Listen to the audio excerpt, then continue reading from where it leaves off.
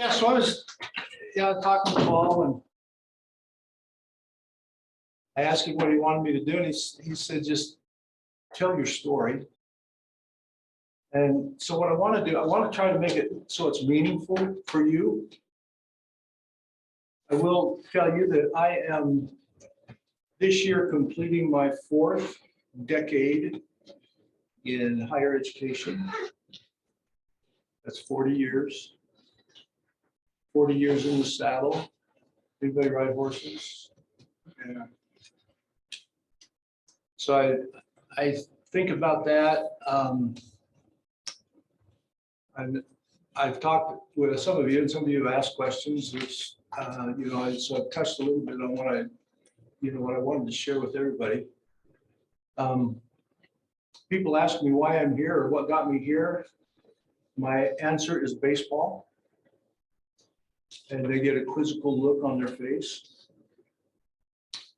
And so I go back to when I was a junior in high school, and we take these aptitude tests and interest tests and all the things, all the tests we take to tell us what we want to be when we grow up, because we don't really know. Well, the results on mine said that I would either be a farmer or a business teacher. Now, what made that really screwy, scientific term for stupid, was I lived on a farm at the time, and the last thing in the world I wanted to do was stay on the farm. Too much work, not enough money, and not enough freedom and all that kind of stuff. So I had absolutely no interest in being a farmer. The second one, business teacher. Well, I hated school. I mean, I hated school. I was not at all an overachiever. In fact, I put the literal meaning to the expression, it's the least I could do, because that was my approach going through high school. It was the least I could do. So when I met with the guidance counselor and to go over my results, he said, yeah, people who score like you do don't go to college, or if they do, they don't succeed. And that's all I needed to make sure that the college in any capacity was not in my future. So that was my junior year. And then my senior year, I was going to school in eastern Idaho. Bingham County is the potato capital of the world. And to get the potatoes out of the ground, there's like this peak season, and it's the first 2 weeks in October. So they let all schools out to harvest potatoes. And when I was a senior, my mother worked for the State Department of Agriculture, they had the oversight responsibility for sampling and testing the potatoes to grade them, so that when you buy them in the store, you know that you're getting grade A, number ones or whatever. So my job that she helped me get for potato harvest was to pull samples off of potato trucks when they came into the cellars to unload. Well, at the same time, towards the end of potato harvest, the Department of Agriculture in the state of Idaho had a full-time job available in Bromley, Idaho, starting immediately. And my supervisor, which was her supervisor, asked me if I was interested in that job. And I was. Didn't like school. High school diploma didn't mean much to me. But here was an opportunity for a full-time job. Would have had to move to Burley. And that would have been okay, because it would have got me off the farm. It was the answer to a number of things that were bugging me at the time. But the one thing that I would have had to give up was playing baseball. And I went to a little high school, Snake River High School. We had a baseball program. In those days, we played against schools of all sizes. So, in Utah's high school configuration, we would have played 6A, 5A, 4A, and we would have been like a 3A school. The only reason that I didn't take that job and dropped out of high school was because I wanted to play baseball my senior year. Played that. Circumstances changed. I graduated from high school. My very first job outside of high school was on a paint crew at, for a company called Boise Cascade. I lasted there 90 days, and I learned what happens when you don't join a union where you're expected to join a union, because one day I was just handed a pink slip and said my services were no longer needed. From there, I went to work at a kit travel trailer manufacturing plant, where I spent my day running around with an air screwdriver riveting windows in the trailers. Not a particularly rewarding job. I hurt my knee playing pickup basketball, so I ended up resigning from that job. Then I went to work at a potato plant, and I went to work at another potato plant. And we're now at about 6 months after graduating from high school. So I've had like 5 jobs. Not a lot of stability. The economy in at that time was tanking rapidly. It was at the tail end of the Vietnam War, and there's a lot of crazy, goofy things going on economically. I needed stable employment, and so I turned to the military. I didn't enlist in the military out of any sense of patriotism or anything like that. In fact, I don't know how much, if you studied history, Vietnam War was not popular at all. And many of the people who served in Vietnam did not get much of a welcome when they came home. But in spite of that, the military was offered steady employment at least for 4 years. So I enlisted in the U.S. Air Force. My first assignment was in Tucson, Arizona, and then I got transferred later to Cheyenne, Wyoming. Because of my relatively low performance in high school and the reinforcement that I got from advisors and other people, college wasn't an option. But when I was in the military, I had to go through some training, and the training was so easy. And then as I got promoted, I got promoted to the rank of a non-commissioned officer, sergeant. So I had the opportunity to go to non-commissioned officers leadership school, 30 days, which was equated to college. And I finished in the top 10% of my class. And that was really the first time that I had any degree of academic success at all. And so all of a sudden I started thinking, well, maybe, college might be something worthwhile. So I went back to my permanent station, which was in Tucson, and I started taking night classes. The military had a terrific program. It was called tuition reimbursement. They paid 75% of my tuition. So, while I was in, I picked up about a year's worth of college. When I got discharged, I had the GI Bill, which paid me a stipend every month based on the size of my family. So I started going to school, paid for by the GI Bill. I started at a community college, Laramie County Community College in Cheyenne, Wyoming. I will say that as many of you indicate to me, I was a first-gen student. My parents, my biological father died while I was 9. His education went to the 3rd grade. My stepdad's education went to about the 10th grade. My mother graduated from high school, but college and education just wasn't anything. It's something that they said you could do, but there were just other things that it's more important to work and make money. Started going to school full time at community college, finished an associate degree, transferred to the University of Wyoming, finished a bachelor's degree, started looking around for jobs. There weren't any available, but I was really interested in taking. And so because I still had some GI Bill eligibility, it paid for a master's degree. So I got all the way through a master's degree. So then I started a job search in earnest. I lived in Wyoming, wanted to stay in Wyoming because we liked the Wyoming lifestyle. And so I orchestrated an interview with the school district to teach their high school DECA program. I don't know if any of you are familiar with DECA here. I'm in DECA. Yeah, so it's the high school version. And I came out of that interview feeling really good. The trouble was I asked them to interview me. They didn't ask me to interview with them. But I left there feeling pretty confident. In the meantime, we had campus interview days at the University of Wyoming, and I talked to the principal from Jackson Hole High School. They were trying to fill a sabbatical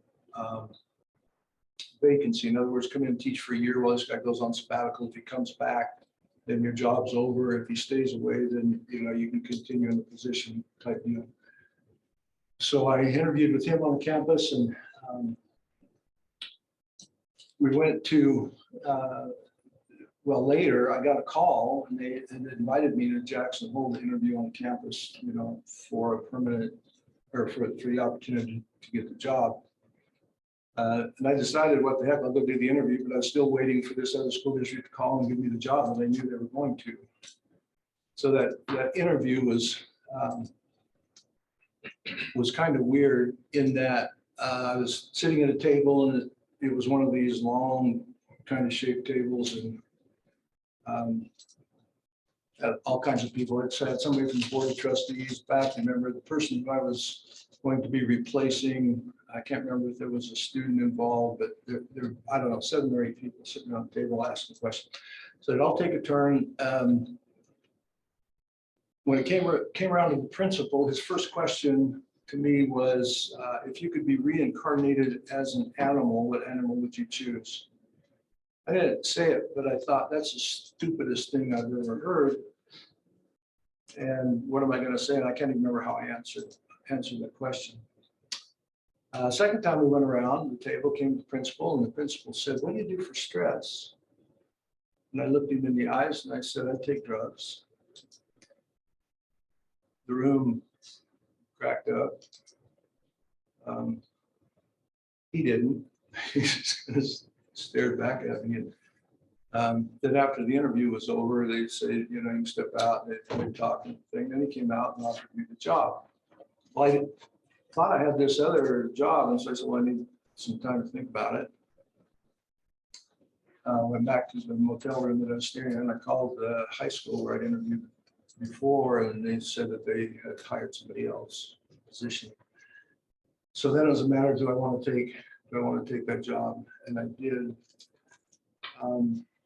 While I was going to school in my master's program, and even at the end of my bachelor's program, there was a position, a college teaching position that was advertised that I applied for, because they said the minimum qualification for the position was a bachelor's degree, and the job was at community college, Central Wyoming College. And I applied, but at the end of my bachelor's degree, the position was supposed to begin, and I didn't hear from them. The position was supposed to begin during my master's degree,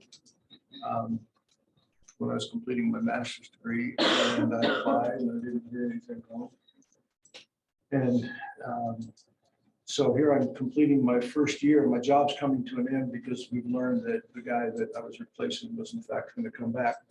So this job posting comes up, and I'm sitting in the room talking to my colleague who was the wood shop teacher.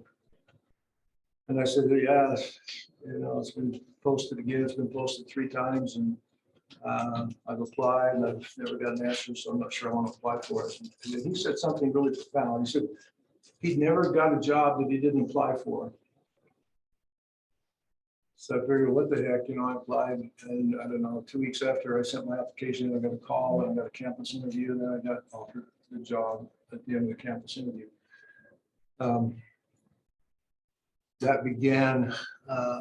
That was the beginning of a 16-year year career as a faculty member at Central London College. Those were extremely fulfilling years. I was the first year that I taught there, I was 30 years old, and there faculty have advising responsibilities. The first guy that I talked to as an advisee was like 60. And so here I am, 30 years old, wet behind the ears, advising somebody 60 years old about how to be successful at school and stuff. Awkward conversation because, you know, his confidence level and my confidence level were both pretty low. You know, I said some things to try to reassure him. Later, I learned that he thought those things meant that in my classes, he would know. For example, I said, don't put a lot of pressure on yourself to get A's because, you know, what's most important is you learn the material and you get a degree and that sort of thing. Well, he interpreted that as I was telling him that in my class he would never get anything. He would never get any of my class. 16 years later, I was tired of teaching. I wanted to have a bigger voice. I was looking for places where I could go, opportunities, and the opportunity came up at Western Governors University, Bromley University. I had no business school at all. They were hiring somebody to start it. And I applied for it. And I was successful. And as soon as I started telling people I was successful and I was going to work at WGU, all of these people started telling me, don't do that. They're not accredited. Brand new university. It's a stupid model. If you're familiar with them, they do competency-based assessment versus what you're doing now, taking classes, earning credits by taking classes and so forth. Lots of naysayers were giving me a whole bunch of negative feedback about why I shouldn't take advantage of that opportunity. One of the biggest motivators was it would double my salary, and salary, you know, was an issue where I was working. So I took the position and managed the development and the growth of a business school. We went from 0 students to about 2,500. Went from 0 faculty, me, to about 20 faculty, and I got to do all that. I got to build several programs over a 12-month period. We built 5 bachelor's in business programs, management, accounting, finance, marketing, and one we call professional studies. And then the next year we built 3 MBA tracks. Just a really exciting time working in a startup company like that. The one thing that over time I started to miss was the interaction with students. So I actually got a phone call from an individual named Oswald Person. In fact, I still stay in contact with him, but he called me and asked me if I was interested in coming to the college where he was working. He'd just been hired as the vice president of instruction. He was given my name by somebody who I was working with at WGU, so I didn't even go out looking for this particular job.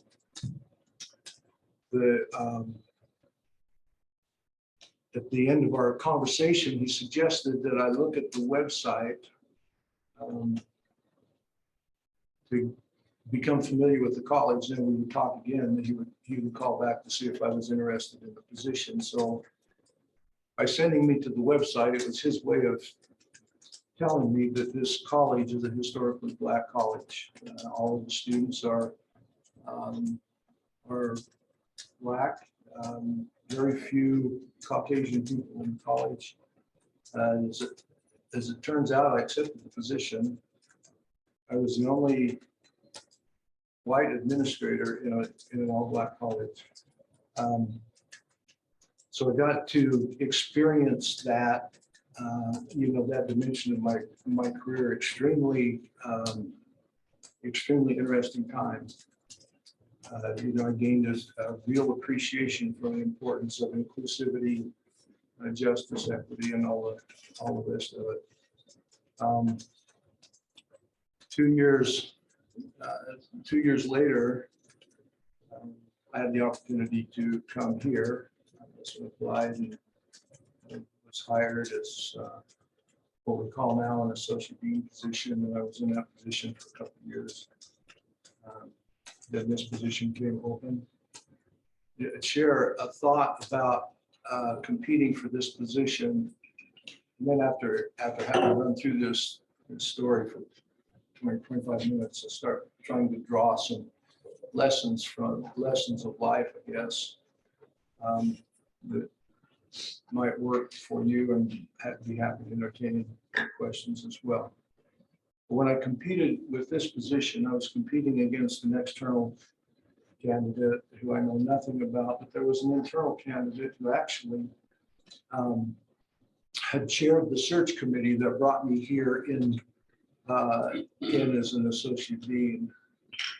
She'd been with the college for over 20 years, well established, well respected. She was in an associate dean role.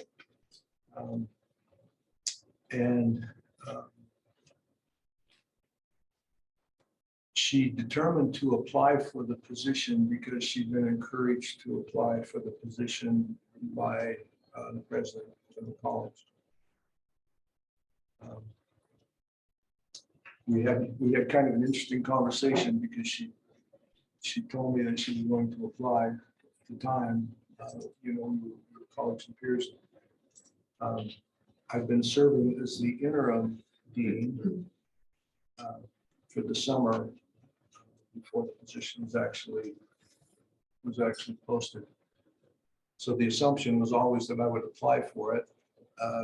She was feeling awkward and maybe worried about the nature of our friendship or our relationship if she applied without telling me. So we had a conversation. She told me she was going to apply. Told me that she'd been encouraged to apply. And I just put the stuff together. So I went through the interview process, and obviously I was selected, and she wasn't. It was a difficult moment. So I spent some time with her to try to patch whatever gaps might have come up because she didn't get the position. What the decision came down to was, when I met with the provost,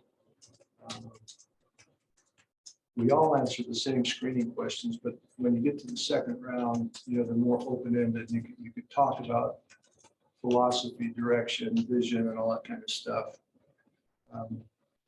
And I presented the vision for the future of what I thought, we could do at the business school. And her story was one of continuing, the legacy that had been laid before. So hers was a backward viewing vision, if you will, and mine was the forward oriented vision. Fast forward to today, since those days, we've done a lot of things to revamp education, the way classes are taught. We've got technology built into all clasrooms. When I came here, high tech was whiteboard and marker, with overhead projector, but as far as the technology elements, they weren't all present. So, lessons learned along the way. Number one, first and foremost, is don't let your schooling interfere with your education. Lived experiences will do a lot to prepare you for the future. A lot more than maybe one might expect. I mean, college transcripts are college transcripts. They're going to show your grades and classes that you take and so forth.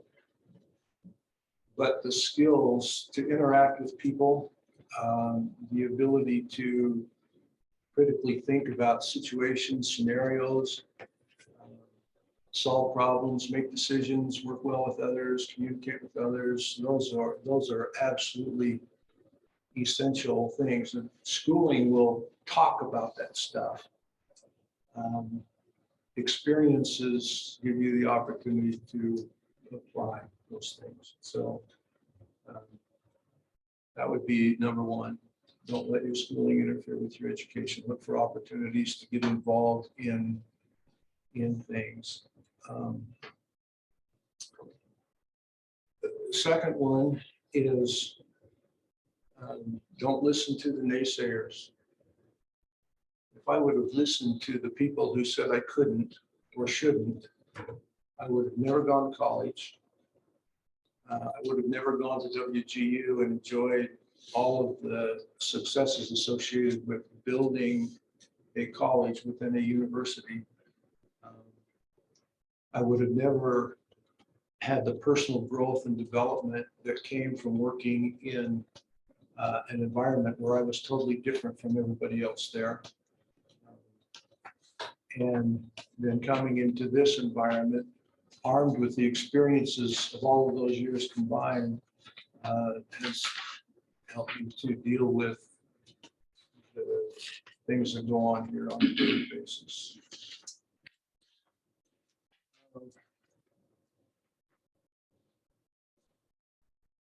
What's on your mind?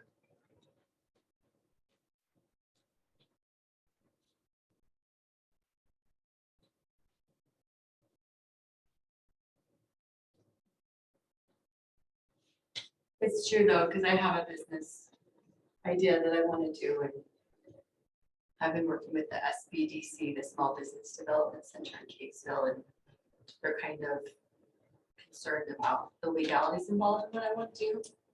And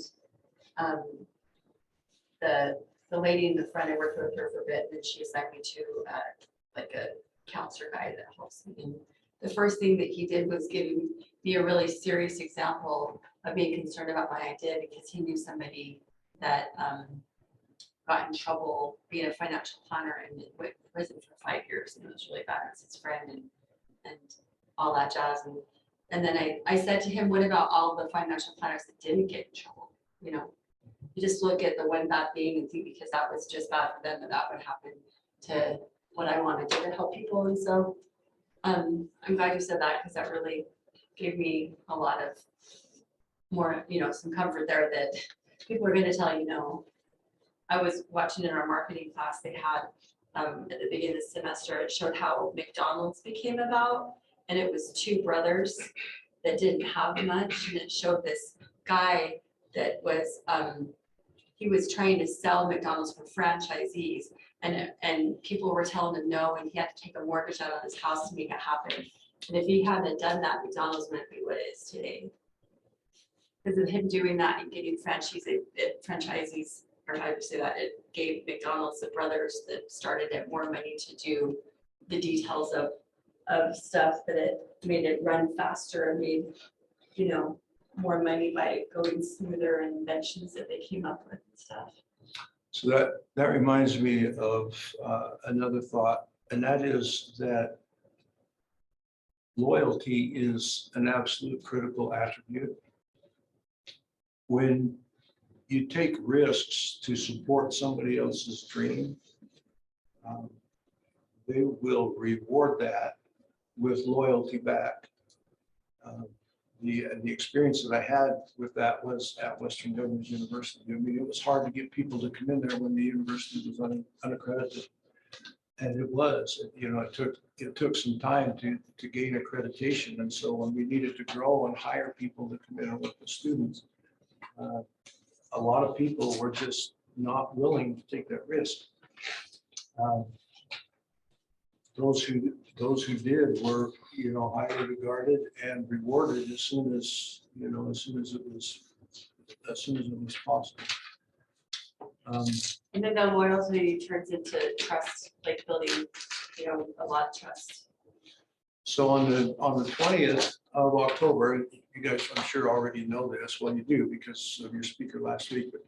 But we changed the name of the school to Gail Miller School of Business. It's been fascinating to me to become familiar with the story of Larry H. and Gail Miller from the time they started until the time they became, billionaires. I was at a conference in Park City, and Gail spoke on the Friday morning of that conference, and she told a story about when Larry and her were young, early on in their marriage. He was really fascinated with playing fast pitch softball, and he wanted to find out some of the intricacies of doing that and playing, semi-pro fast pitch softball. Well, there was a tournament in Colorado, so they drove to Colorado. They didn't have any money. They had no money. They didn't even have enough money for gas, and ran out of gas on the way back in the middle of Wyoming. How many of you have driven across Wyoming? I-80. So what happens when you run out of gas in the middle of Wyoming? Nothing's there. Yeah, you are hundreds of miles from a gas station potentially. So they needed somebody to help them, and finally somebody stopped and had some gas and got them gas in the car, and they were trying to make arrangements to pay that individual for helping them, and the individual wouldn't take any kind of payment. He said, you can pay me back by helping others when you see the need. And so they together decided that their purpose for all that they would do would be to help others. So when they were building their dealerships, they started out with one dealership. As they built, Miller Enterprises, their goal was providing jobs for people who didn't have them or who needed them. And now they are philanthropists. The Larry H. and Gail Miller Family Foundation is involved in a number of causes around, throughout the state, well, even throughout the country. But it all began with a desire to help others. We've had a lot of, over the years, we've had a lot of different speakers come in.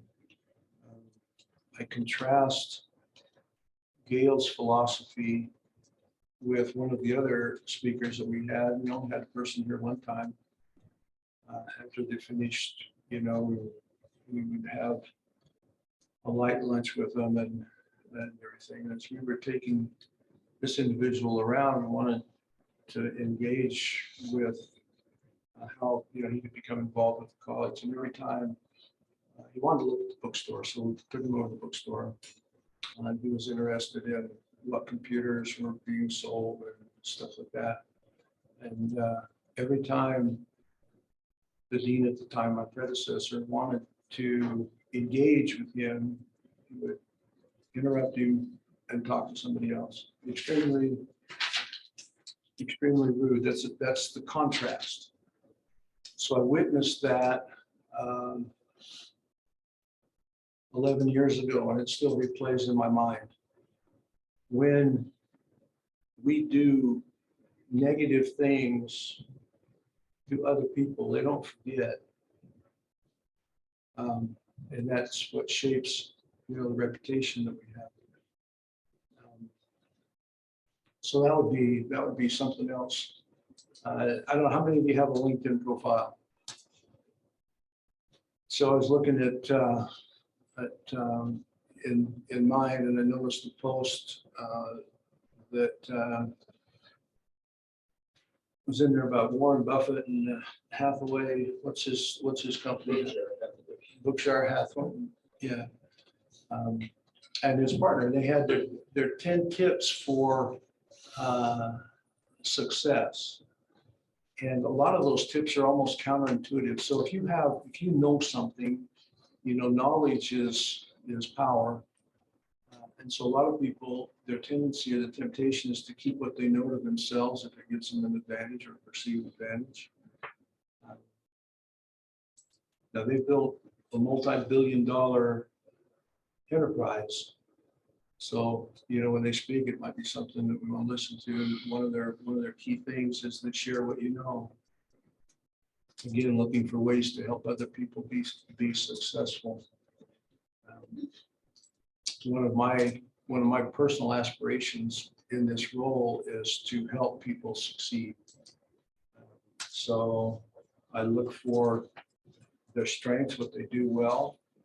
If there are things that they seem to struggle with, and I try to structure the things that they do or that they're responsible for around where their strengths are.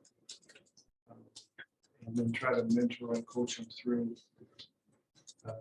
the other things, areas that need improvement that they struggle with.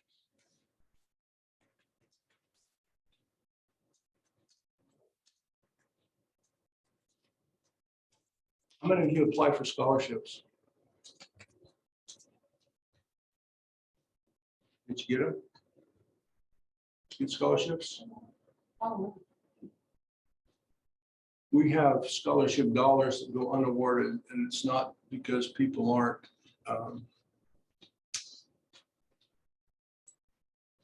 eligible, it's because people don't apply for them. So I would encourage you to look for those. And when you go through that process, I want you to tell me about the process, because I have a real interest in how well the process works to help you find out what you want to know and what you need to do to apply for scholarships.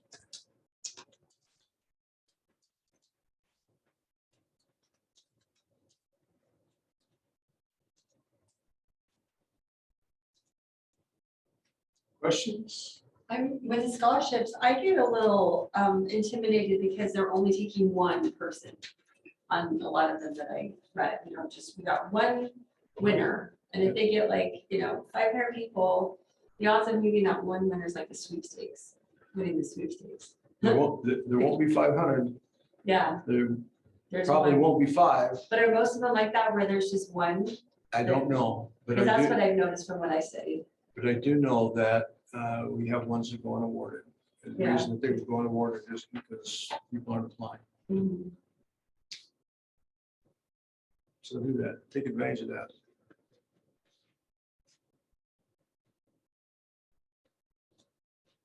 Who wants to go to college when you grow up? Hey. I heard a joke yesterday, but I probably better not tell it, huh?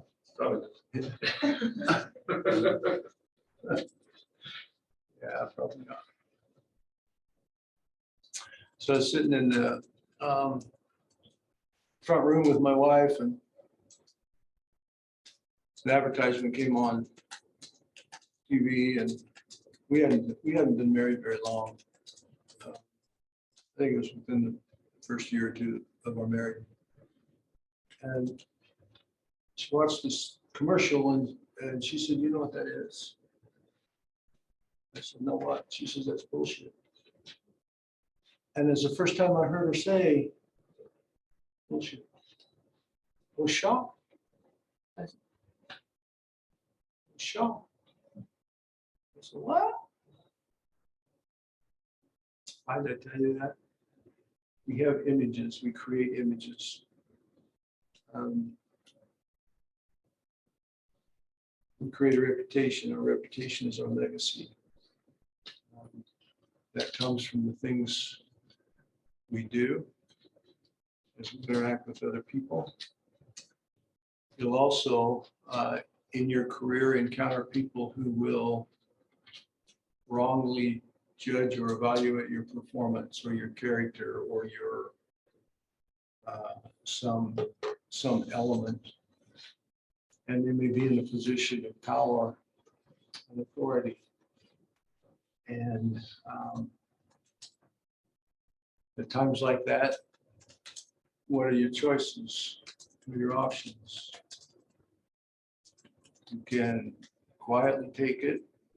You can resist. You can put together a plan to prove that that assessment is incorrect. But you have choices. You can take control of your future. reputation that you have. You need not ever feel compelled to stay in an environment where it's not, where your value or your worth is challenged all the time.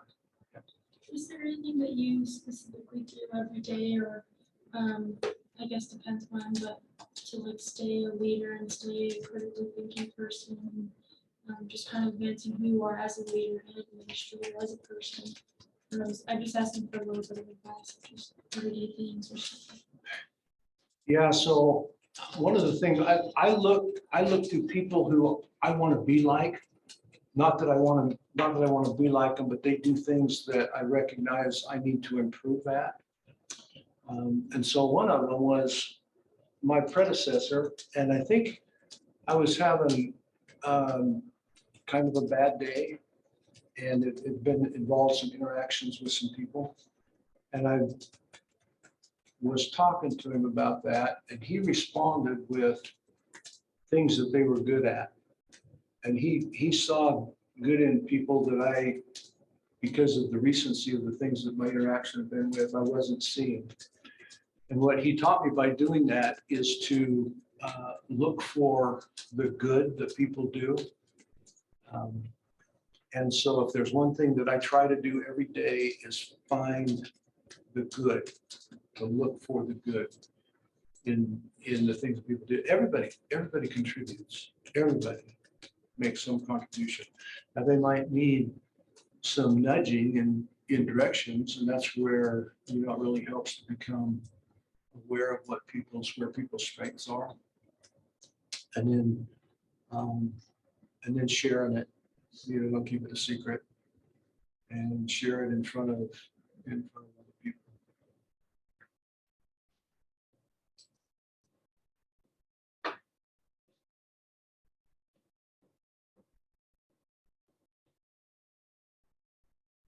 Reading's a good thing, but I hate to read.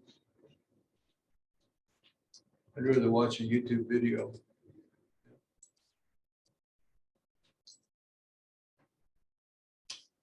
Being a continuous learner, lifelong learner is important. Again, your education. Yeah, I don't know if you realize this or not. There's a video series out called Shift Happens. Have any of you taken the opportunity to see that? Shift Happens. When you have some time, just Google it. Shift Happens. It will talk about the future and the past.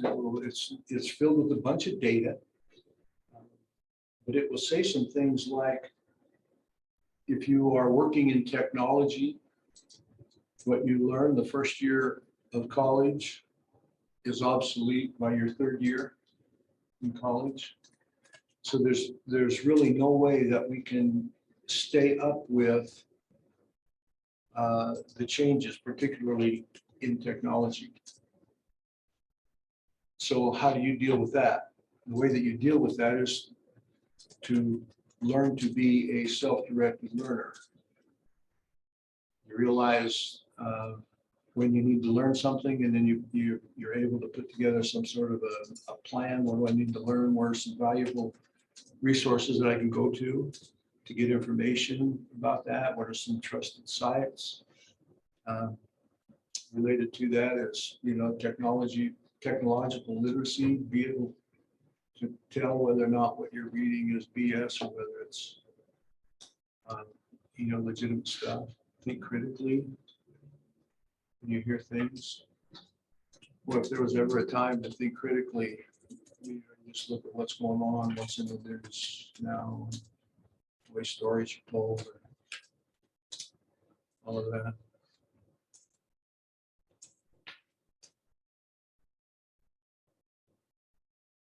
Are you curious? Curiosity is a good attribute to have. Curiosity is what leads to innovation. Innovation will be the key to success. being able to do things so uniquely different that you are really valuable in that capacity. In school, we're going to give you problems and things to solve, and some of them will help develop that attribute of curiosity.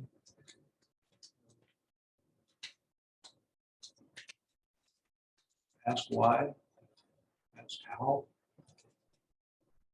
Those are two big questions that help kind of drive some development of curiosity.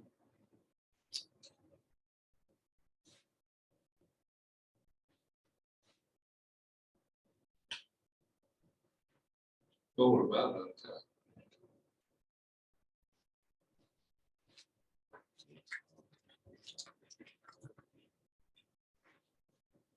You guys, I appreciate you choosing Solid Community College. You have choices. I'm glad that you came here. If ever you're needing assistance with anything, I'm available. If ever you feel like you're not getting a response, I'm really interested in learning about that because I can address stuff like that. Not in any kind of a way that would be, frightening or intimidating or whatever, but I can just make sure that you get answers to your questions. And I want to do that. I don't know what you guys think about coming in our one-on-one chats. I love them. Get to know you guys. Paul kind of alluded to it, but a lot of times before we start doing some of this proactive stuff, the only students that would make it to my office would be the ones who were so angry and frustrated that I was considered the last resort. And so, there's been a lot of emotional harm done along the way. I'd rather get at that sooner than later.